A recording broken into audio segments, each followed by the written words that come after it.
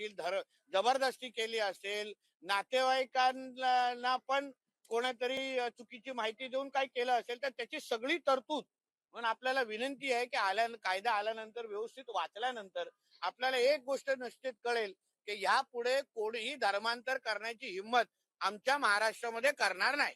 अरे आलं ना या कायदा कॅबिनेट मध्ये. तुमचा काय अभ्यास, पत्रकार आहे तुम्ही. अरे कॅबिनेट मध्ये आला ना, आता अंमलबजावणी जीवार निघाला ना त्याच्या. तुझा अभ्यास कमी आहे रे बाबा. काय तू विचार ना, मला सांग ना. चल काय सभागृह पण कॅबिनेट मध्ये मान्यता मिळाली, जी आर आला तर येईल, ह्याच अधिवेशनात येईल ना. आता कॅबिनेट मध्ये आलं तर इथंच येणार ना. पुढच्या अधिवेशन कुठे राहिलं? काय चोळून विचारतोय मला. ह्याच अधिवेशन येणार बाबा. आज कॅबिनेट मध्ये आला तर पुढच्या अधिवेशन थांबायची काय गरज आहे? म्हणून नेहमी मोबाईलवर नाही, काही पुस्तकं पण वाचायची.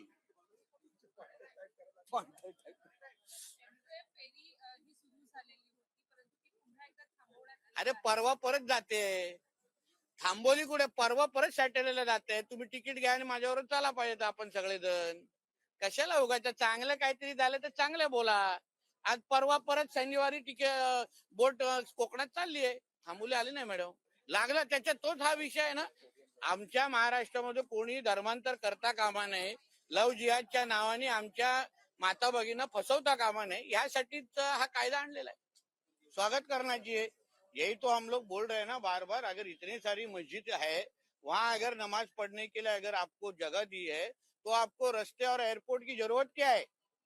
मतलब हर जगह आपको इस तरीके से जोर जबरदस्ती करनी है, फिर इससे अच्छा फिर मस्जिदों को ताला लगा दो। अगर रास्ते पे और एयरपोर्ट पे करना है तो फिर मस्जिद क्यों चाहिए? वो जगह कोई स्कूल इन्स्टिट्यूशन को दे दो।